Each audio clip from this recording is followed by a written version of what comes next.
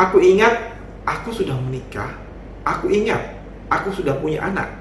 Tapi aku asingkan istriku sendiri. Aku merasa itu bukan istriku.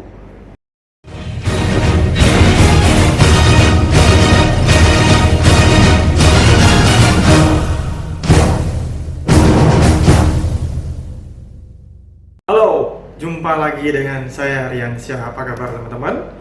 Kali ini kita sudah masuk lagi ke episode podcast ya. Seperti biasa, email dari para subscriber saya. Saya ucapkan terima kasih untuk teman-teman yang sudah mengirimkan email tentang kisahnya atau pengalaman pribadinya. Sebelumnya saya sampaikan seperti biasa, semua nama atau kejadian atau tempat kejadian disamarkan jadi bukan nama yang sebenarnya. Jika ada kesamaan nama atau tempat kejadian, itu kebetulan semata. Oke, kita mulai membaca emailnya. Bang Rian, perkenalkan, namaku Heri. Aku berasal dari salah satu kabupaten di Jawa Barat. Sekarang, aku tinggal di salah satu kota di luar Pulau Jawa dan menikah dengan orang sini. Sebenarnya aku bukan tipe orang yang suka bermedia sosial dari dulu. Buka Facebook pun jarang, apalagi buka YouTube. Akan tetapi beberapa bulan yang lalu aku iseng-iseng buka YouTube dan kebetulan ada video Bang Rian yang muncul tentang santet dan sihir. Penjelasan Bang Rian dalam video tersebut selalu teringat dan terpintas dalam pikiranku tentang ruqyah. Beberapa hari kemudian ada temanku namanya Andi yang minta tolong untuk mengantarnya ke salah satu pondok pesantren untuk ruqyah. Aku jadi heran. Kok bisa? Kebetulan begitu ya. Tak lama aku buka video Bang Rian, temanku minta tolong untuk mengantarnya pergi ruqyah. Sekarang aku tahu bahwa ini bukan hanya kebetulan, tapi sudah direncanakan oleh Allah. Harus begini jalannya. Andi di tempat kerja sering sekali pingsan dan kesurupan, sampai pihak perusahaan mau memberhentikannya karena alasan mengganggu. Aku merasa kasihan sama Andi dan istrinya. Mereka teman dekatku. Jadi, karena itu, aku bersedia untuk mengantar Andi. Entah kenapa hatiku mengatakan bahwa istriku tidak usah tahu aku pergi kemana. Awalnya istriku curiga kenapa urusan pekerjaan Wati, istrinya Andi, malah ikut dengan kami. Dengan spontan aku menjawab bahwa istrinya sekalian ikut karena ada urusan. Andi dan istrinya sama-sama perantauan asli Jawa Tengah. Karena kita sama-sama perantau, jadi kita merasa seperti keluarga. Ketika di ruqyah, temanku mulai kesurupan. Aku tidak kaget melihat dia kesurupan karena dia sering kesurupan di kantor. Tak lama kemudian, pundakku terasa berat, kepalaku pusing, dan perutku mual. Seketika aku tidak sadarkan diri. Hampir 3 jam aku tidak ingat apa-apa. Ketika aku sadar, aku kaget, aku bingung, aku nggak ngerti apa yang terjadi. Ketika aku pulang ke rumah, aku merasa hal yang aneh. Aku ingat, aku sudah menikah. Aku ingat, aku sudah punya anak. Tapi aku asingkan istriku sendiri. Aku merasa itu bukan istriku. Istriku tidak seperti ini kemarin. Kok bisa berubah? Aku benar-benar gak ngerti. Maaf sebelumnya, bukan maksudku body shaming, tapi istriku benar-benar berubah secara fisik. Malam harinya ketika aku mau tidur, hati kecilku bertanya-tanya, apakah benar ini istriku? Keesokan harinya, aku berangkat kerja seperti biasanya. Temanku izin sakit tidak masuk bekerja dan aku bertemu dengan istrinya. Aku terus terang kepada dia apa yang aku alami kemarin sepulang dari tempat ruqyah. Dia seakan-akan ragu-ragu mau bicara, tapi aku terus memancingnya untuk berbicara dan dia berkata, Her, aku sudah duga dari dulu, ada hal yang aneh dalam dirimu. Perkataan Wati masih belum jelas, aku masih penasaran, aku terus bertanya hingga dia berkata, Her, aku dan suami sudah curiga bahwa kamu itu dipelet sama istrimu. Aku langsung terdiam, aku tidak bisa berkata apa-apa, mulutku seakan terkunci. Wati menyarankanku untuk terus datang ke pondok pesantren itu untuk diruqyah lagi, dan Wati mewanti-wantiku jangan sampai istriku tahu. Aku terus datang ke Pak Ustadz seminggu sekali tanpa sepengetahuan istriku. Ada saja rencana Allah memudahkanku untuk datang ke sana tanpa sepengetahuan istri dan keluarganya. Ternyata memang benar, aku ini dipelet. Aku asalnya tidak begitu percaya dengan itu, tapi ternyata aku mengalaminya sendiri. Pak Ustadznya bilang aku ini lemah karena aku sudah beberapa kali dipelet oleh beberapa orang dari dulu. Pak Ustadz menasihatiku untuk menerima istriku apa adanya. Sudah terlanjur aku menikah dan punya anak.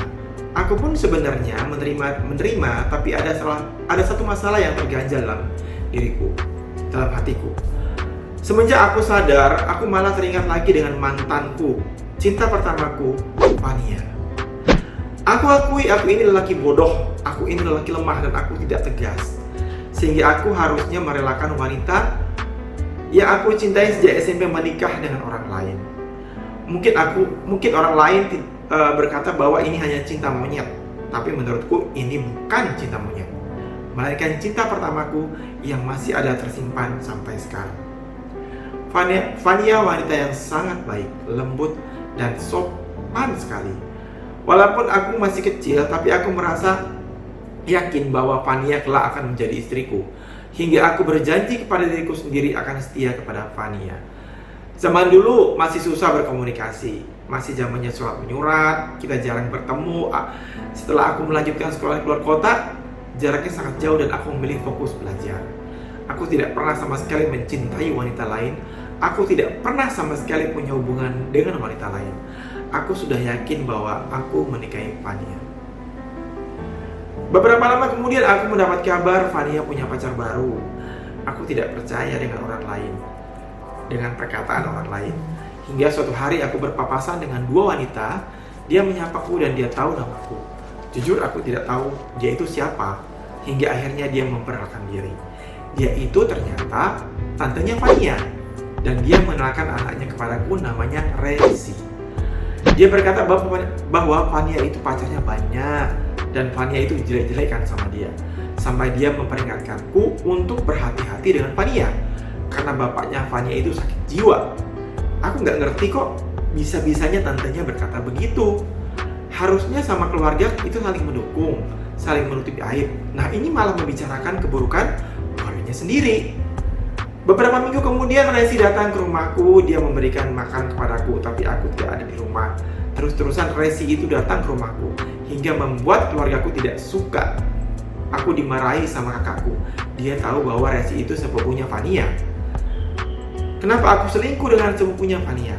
Pertanyaan itu terus bertubi-tubi dilontarkan kepadaku oleh semua keluargaku.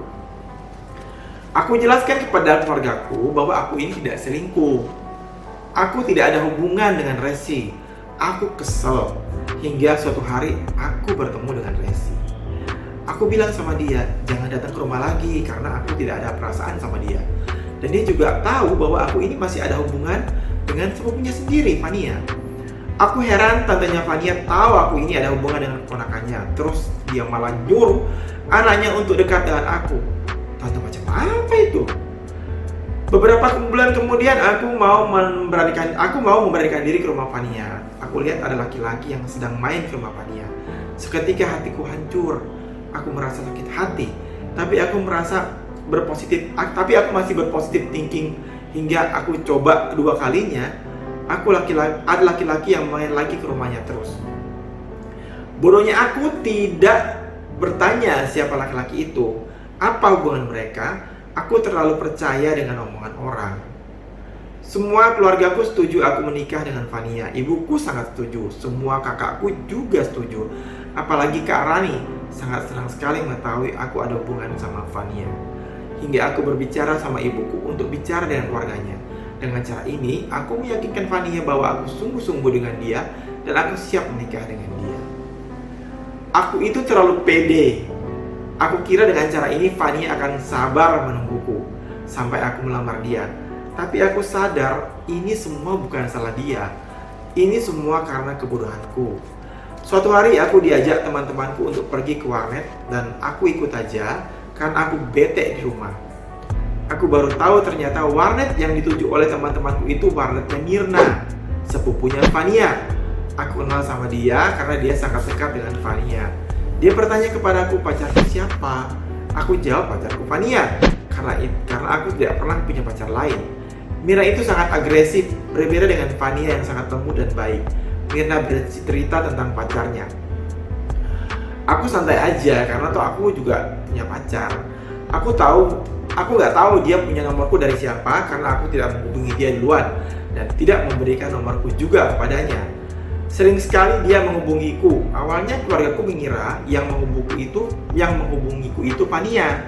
Tapi setelah mereka tahu yang menghubungiku itu Mirna, mereka jadi tidak suka dan sesekali memarahiku. Sama-sama dengan Resi, Mirna datang mengirimkan makanan ke rumahku dan itu cukup sering datang, tapi tidak sesering Resi. Keluargaku mulai risih lagi, hingga akhirnya kakakku tahu bahwa Mirna itu sepupunya Fania.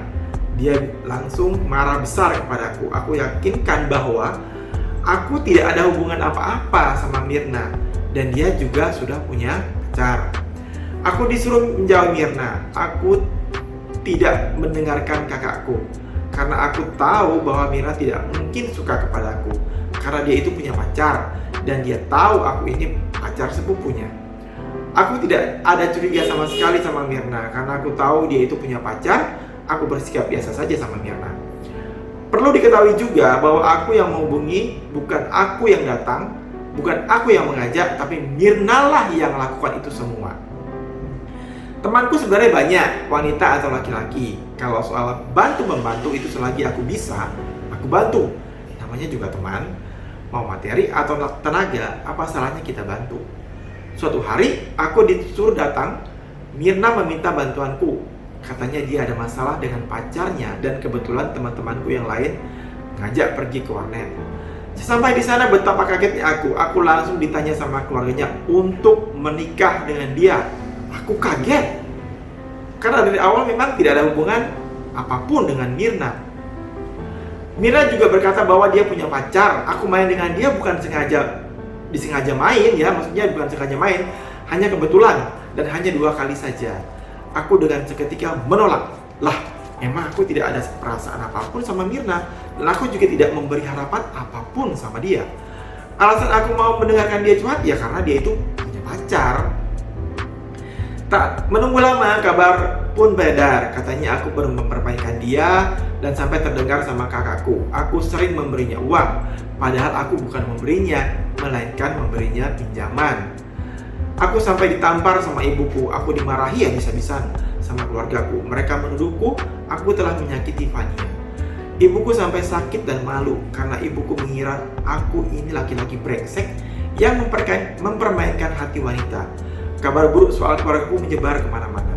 Setelah kejadian itu aku ketemu dengan ibunya Resi lagi. Dia tahu ternyata Mirna itu suka sama aku. Dan dia bilang lagi bapaknya Fania itu tidak waras alias gila. Dan dia bilang juga Mirna itu hitam, jelek, gendut. Dan dengan pedenya dia bilang aku ini bodoh karena telah menolak berlian. Jijik sekali aku dengan ibunya Resi sampai sekarang. Tak lama kemudian setelah bertemu dengan ibunya Resi, aku sakit selama 2 minggu. Ternyata aku diguna-guna dan semua curiga yang mengguna-gunai aku itu ibunya Resi. Setelah aku sembuh malah ada gosip yang menyebutkan Fania itu tukang pelet. Aku jadi ketawa mendengarnya. Keluargaku sampai bilang ibunya Resi itu gila ya. Keluarganya sendiri difitnah sekeji itu. Ibuku bilang jijik sekali kalau dia menjadi besannya ibuku. Aku disuruh melupakan masalah ini sementara waktu, tapi aku tidak bisa melupakan Fania. Sampai aku bilang sama keluargaku, aku sungguh-sungguh mau menikahi Fania. Tapi keluargaku bilang Fania itu sudah bertunangan beberapa hari yang lalu. Ya, aku drop. Aku sakit sampai aku bekerja, gak fokus. Ditambah ada kabar Fania nikah. Aku sampai diopname 5 hari tanpa sepengetahuan keluargaku. Jujur, aku tidak tahu bahkan nyaris lupa bagaimana aku bisa pacaran dengan istriku. Aku seolah-olah lupa, seolah-olah hilang ingatan, dan aku juga merasa aku sudah tidak punya keluarga. Dan ada yang berbisik dalam hatiku bahwa semua keluargaku telah meninggal. Aku sempat bertanya kenapa aku bisa menikah dengan wanita ini. Aku tahu ini sudah jalannya Allah, tapi aku tidak ingat. Kata Pak Ustadz, terus kata Pak Ustadz mengatakan kepadaku bahwa bisa jadi peletnya itu membuatku merasa istriku itu mirip Fania. Sampai saat ini aku masih jatuh cinta dengan Fania, tapi dia sudah jadi milik orang lain. Jodoh memang Allah yang menentukan, tapi memaksakan cinta dengan cara yang tidak halal bukan jodoh namanya. Aku langsung ingat lagi ibuku pernah bilang bahwa Fania itu wanita yang baik, sederhana, dan banyak sekali yang suka sama dia. Keluarganya yang iri dengan jahat berkata, Fania itu melakukan pelet, melakukan hal yang dilarang agama. Sungguh disayangkan, mereka mendahulukan iri daripada akal sehat dan hati nurani. Rasa iri sudah menguasai, akal sehat pun hilang, sehingga timbullah rasa benci yang membunuh hati nurani. Ibuku bilang, dia kenal sama seorang yang kebetulan anaknya juga suka sama Fania. Sekarang menjadi gila karena cinta gak kesampaian, katanya. Kabar itu langsung menyebar hingga terdengar sama keluarganya Fania. Dengan kejinya, tantenya berkomentar bahwa laki itu gila karena ulah Fania. Gila. Sekali lagi namanya juga zaman sekarang, bicara sama rumput pun bisa nyebar kemana-mana, hingga terdengar fitnah itu sama keluarga lelaki itu. Hingga akhirnya keluarganya bilang dia gila karena mencintai Fania. Tapi faktanya lelaki itu gila karena faktor keturunan, bukan karena guna-guna. Lelaki itu tidak pernah mengatakan bahwa dia disakiti oleh Fania. Tidak pernah terucap dari mulutnya. Ibunya malah bertanya kepada anaknya, apakah perempuan itu Fania? Terus dicecar dengan pertanyaan itu oleh beberapa keluarganya. Hingga si lelaki itu bilang iya. Sungguh bodohnya mereka. Orang yang tidak waras dicecar pertanyaan terus-menerus, kemudian mereka langsung percaya begitu saja hanya karena dia bilang iya. Itu berarti mereka lebih gila dari orang gila. Bang, aku masih sayang dengan Fania. Kalau Fania berpisah, aku pun akan bersiap berpisah. Itu saja Bang ceritaku. Minta nasihat dan minta pendapat Bang Rian ya. Terima kasih. Oke, saya akan sedikit membahas tentang email yang masuk ini. Yang namanya penyakit hati itu luar biasa ya. Sebenarnya kalau orang punya penyakit hati itu dia waras bisa gila ya. Dan tidak seharusnya ya, ini memang fakta yang terjadi, yang gak usah jauh-jauh lah ya. Mungkin keluarga kita sendiri pun ada iri sama kita, melihat kita berhasil, iri, melihat kita punya barang lebih, iri ya. Padahal ini darah daging sendiri, saudara sendiri, tapi iri. Nah itu tadi iri yang bisa membuat kita ini menjadi tidak waras, menjadi berpikir yang gak jelas juga. Nah terkait pelet ya, kalau saya bilang ya itu memang ada ya. Maksudnya makanya kita diminta jangan sampai kalau kita punya masalah itu menjadi kosong pikiran, terlalu memikirkan. Itu mudah masuk pengaruh-pengaruh unsur-unsur negatif ya dari orang yang bermaksud jahat sama kita. Ingat ya, jin itu bisa menyerupai apa saja ya. Jin itu bisa berbentuk apa saja ya. Jadi kita tuh mesti mempersiapkan diri kita, membentengi diri kita dengan iman yang kuat, dengan ibadah yang kuat, sehingga hal-hal yang negatif yang mau masuk ke dalam diri kita bisa terhalang oleh ibadah dan ilmu agama yang kita punya ya. Kalau pesan saya buat Harry, pesan saya ini sudah jalan hidup kamu ya. Seperti kamu bilang, kamu harus terima ya. Tidak ada sesuatu kejadian pun, baik jelek ataupun baik, tanpa ridho Allah. Itu semua sudah suratan kita ya. Kalau memang jodoh, suatu saat nanti kamu bisa bersatu dengan Fania. Tapi kalau tidak, ya memang sudah seperti itu jalan dari Allah Subhanahu wa Ta'ala. Kita harus terima. Tapi pesan saya tetap hati-hati. Tetap hati-hati karena kita tidak pernah tahu hati orang ya. Bisa saja di depan kita baik, tapi di belakang kita dia menusuk dari belakang ya. Satu lagi pesan saya, rukunlah dalam berkeluarga. Apalagi ini saya lihat Resi, Fania, Mirna itu kan sepupu ya. Ibunya kayaknya adik kakak ya kalau saya lihat dari sini. Harusnya kompak, saling support, saling dukung, bukan saling iri dengan merampas milik saudaranya sendiri. Itu bukan hal yang baik. Itu tidak mencerminkan bahwa kita ini punya iman yang baik ya. Karena masing-masing sudah ada porsinya, tidak akan kurang, tidak akan lebih, tidak akan tertukar juga. Buat Harry, tetap semangat, thinking positif ya.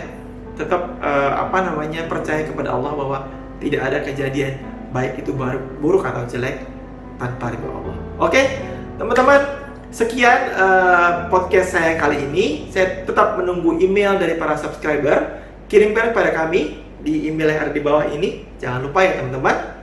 Dan jangan lupa juga yang paling penting subscribe channel saya Rian Syah, berikan komen dan like. Sampai jumpa di podcast berikutnya. Salam!